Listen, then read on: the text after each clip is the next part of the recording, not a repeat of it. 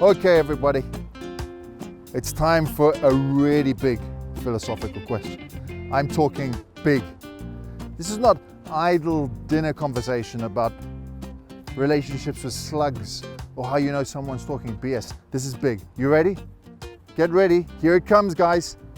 How do I know if God exists? Boom! Now that's a big question.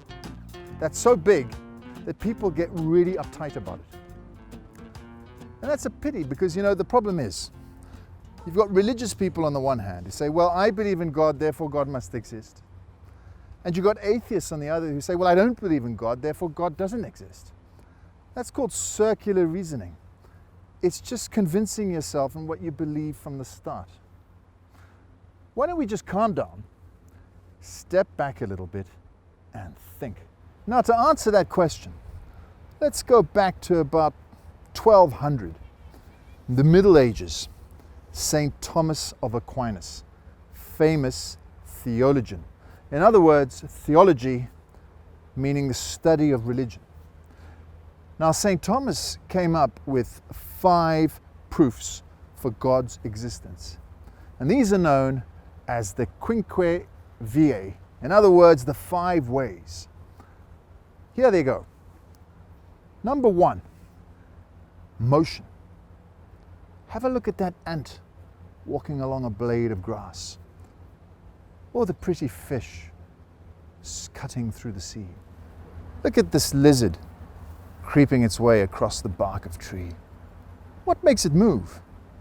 What's behind that? What propels it to life? Why? Why do creatures move? And better still, what sets them in motion? What is the thing that sets everything moving? Well, it must be God. The second is causation. Why do things happen? That might seem like a weird question, but why does the painter paint? Why does the sculptor sculpt? Why do you take decisions? Why do you have cornflakes in the morning, or a croissant, or a baguette, or nothing? Why? There's some sort of reasoning. There's some compulsion to act.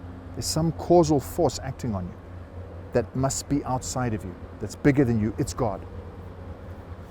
The third idea it's a bit strange. It's called contingency. So what you've got here is the following.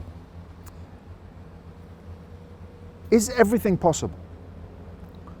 Well, let's just think that through. If everything was possible, then nothingness would be possible. And if nothingness was possible, then we wouldn't be here. There'd be nothing. But you know what? There's something. I'm here and you're there. So there must be some imperative. There must be something.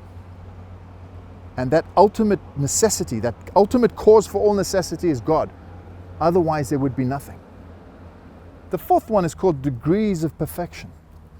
Ever wished you could sing like Beyonce, or run like Usain Bolt, or act like Leonardo DiCaprio? Wouldn't you love to have been Mozart or Nelson Mandela or some kind of mega person? Aren't we all looking for some sort of perfect model? Scientists, aren't they looking for those perfect scientific laws that describe the universe? Mathematicians, aren't they seeking perfection? We're all looking for some perfect model. And that perfect model is God.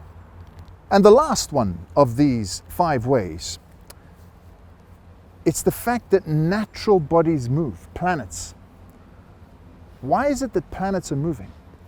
Why is it that stones erode? Why is it that things that don't have a brain, that don't have any willpower, they're still acting in some way? What is it that's acting on them? Well, for St. Thomas of Aquinas, it must be proof of God's existence. The Quinque Viae, 5 pretty interesting ways of thinking about why God might exist. So how do you know that God exists?